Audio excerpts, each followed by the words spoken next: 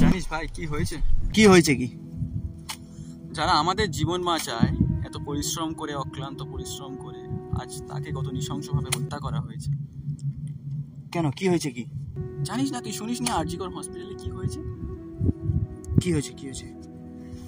আরজিকর হসপিটালে একজন মহিলা চিকিৎসক টানা 36 ঘন্টা অক্লান্ত যখন পরিশ্রম করার পরে যখন সে সেমিনার রুমে একটু রেস্ট নিতে গিয়েছিল, তখন সেই সময় কিছু অমানুষেরা তাকে শারীরিক নির্যাতন করে নৃশংসভাবে হত্যা করে। আর কিছু? আর কি? এর থেকে বেশি আবার তুই কি চাস? যা হয়েছে ঠিক হয়েছে। ওয়েট, তুই কি বললি? যা হয়েছে ঠিক হয়েছে। তুই কি অমানুষ নাকি? এত বড় একটা জিনিস হয়ে গেল আর তুই এখনো বলছিস যা হয়েছে ঠিক হয়েছে? আর হ্যাঁ, তোকে আমি কিভাবে উদাহরণ দিয়ে বোঝাবো? তোর বাড়িতে কোনো দিদি বা বোনই তো নেই।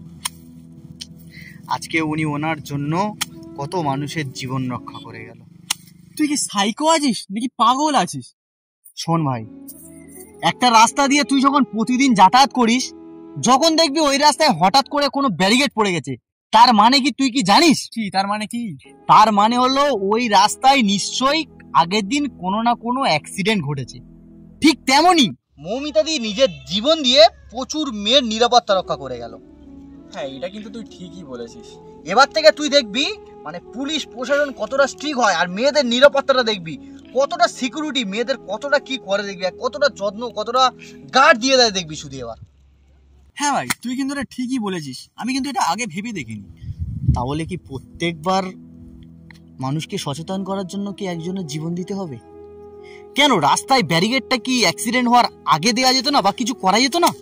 শাস্তি, এদের উপযুক্ত শাস্তি দরকার এখানে। হ্যাঁ ঠিক বলেছিস, শাস্তি, উপযুক্ত শাস্তি, এমন শাস্তি দিতে হবে যাতে অন্যায়কারীরা অন্যায় করার আগে 10 বার ভাবে। কিন্তু ভাই, আজ 5 বছরের বাচ্চা পর্যন্ত জানে যে ধর্ষণ আর খুনের শাস্তি ফাঁসি, কিন্তু তাও তো হচ্ছে, কিন্তু তাও তো এটাকে আটকানো যাচ্ছে না। ঠিক বলেছিস, অন্যায় হচ্ছে, যখন তোর অন্যায় হচ্ছে তার জন্য শাস্তি দিতে হবে, কঠিনতম শাস্তি দিতে হবে, যাতে জনসম্মুখে শাস্তি দিতে হবে। শাস্তি দিতে হবে, শাস্তি দরকার।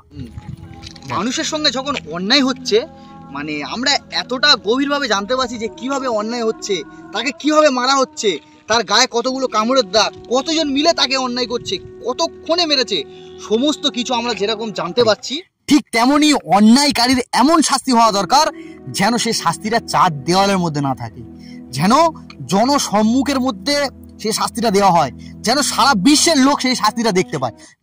সেই শাস্তিটা যেন সারা বিশ্বের লোক দেখতে পায়। হ্যাঁ, কিন্তু এটা হবে কিভাবে? এটা আমরা করবো কিভাবে? হবে লাইভ দেখানো হবে, লাইভ। এখন যেরকম প্রত্যেকটা জিনিস লাইভ দেখানো হচ্ছে, ঠিক তেমনি প্রত্যেকটা নিউজ চ্যানেলকে এরকম ভাবে লাইভ দেখাতে হবে যে অন্যায়কারী যে ফাঁসি দেওয়া হচ্ছে সেটা একদম জনসম্মুখে দেখাতে হবে। এতটা মানে অন্যায় করার আগে 10 বার ভাবতে হবে, এমন ভাবে ভাববে যেন তার রক্ত হিম হয়ে যায়। বলেছিস, অপরাধীর শাস্তি যেন 4 দেওয়ালের মধ্যে সীমাবদ্ধ না থাকে, অপরাধীর শাস্তি যেন নিউজ চ্যানেল লাইভ দেখানো হয়, যাতে অপরাধীরা অপরাধ করার আগে 10 বার চিন্তা করে যেন তারা অপরাধ করার আগে। এবং আর 5টা ঘটনার মতো এই ঘটনাটিও মানুষ যাতে ভুলে না যায়। এবং আপনারাও যদি আমাদের সাথে সহমত হয়ে থাকেন, তাহলে প্রতিবাদের ঝড় তুলে দিন, প্রতিবাদের আগুন ধরিয়ে দাও, উই ওয়ান্ট জাস্টিস।